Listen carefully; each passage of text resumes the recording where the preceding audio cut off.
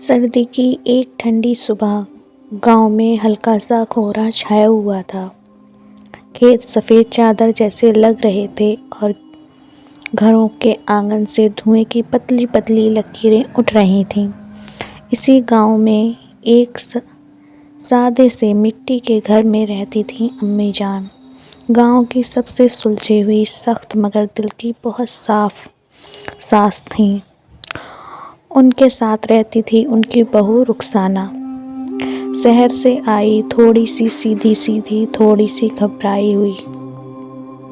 شادی کو ابھی صرف 1 سال ہی ہوا تھا اور رخسانہ ابھی تک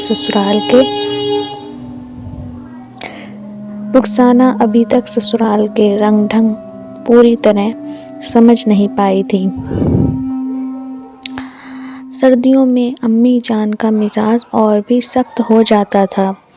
اس ٹھنڈ میں بھی صبح دیر سے اٹھتی ہو، ان کی آواز میں ڈانٹ کم تھکان زیادہ ہوتی تھی۔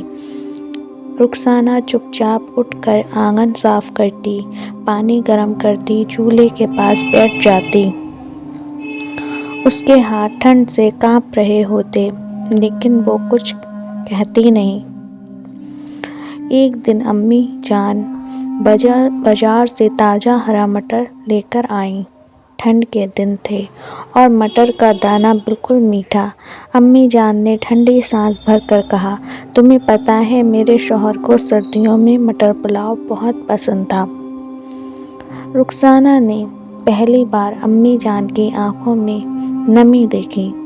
اس رات فیصلہ کر لیا، کل میں امی کے لیے مٹر پلاؤ بناؤں گی۔ اگلی صبح رخسانہ جلدی اٹھ گئی۔ اس نے چاول بھگو دیے، مٹر چھیل کر رکھے، ادرک کا چھوٹا سا ٹکڑا کاٹا اور چولہا جلایا۔ چولہے پر دیسی گھی پگھلنے لگا۔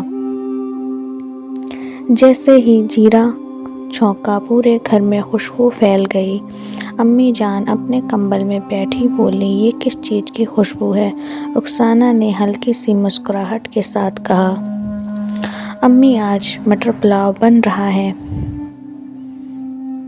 امی جان کچھ بولی نہیں، بس چپ چاپ چارپائی پر بیٹھ کر دیکھتی رہیں۔ جب دیگچی اتری، رخسانہ نے کچھ پلیٹ لگا کر امی جان کے سامنے رکھ دی۔ ایک چمچ امی جان نے منہ میں ڈالا، پھر دوسرا، پھر آنکھوں سے آنسو بہنے لگے۔ بالکل ویسا ہی ہے جیسا وہ بنایا کرتے تھے۔ امی جان کی آواز بھر آئی۔ اس دن کے بعد سب کچھ دھیرے دھیرے بدلنے لگا۔ امی جان اب رخسانہ کو ڈانٹ کم سمجھانا زیادہ کرتی تھیں۔ سردیوں کی ہر دوپہر دونوں آنگن میں دھوپ سینکتے ہوئے بیٹھتی تھیں۔ کبھی سبزی چھیلتیں، کبھی پرانی باتیں کرتیں۔ امی جان کہتی، بہو ہو تو تم جیسی چپ چاپ مگر دل کی بہت صاف۔ ایک رات بہت زیادہ ٹھنڈ تھی۔ باہر ہوا تیز چل رہی تھی۔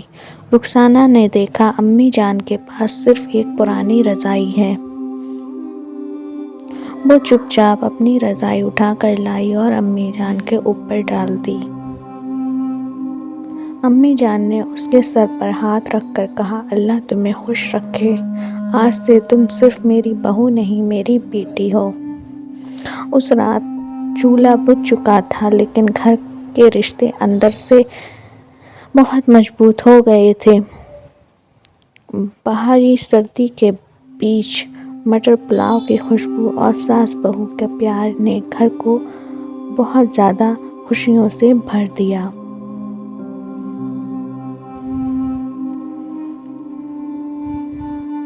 اگر کہانی اچھی لگی ہو تو لائک کیجیے، کمنٹ کیجیے اور سبسکرائب لازمی کیجیے۔ Thanks for watching.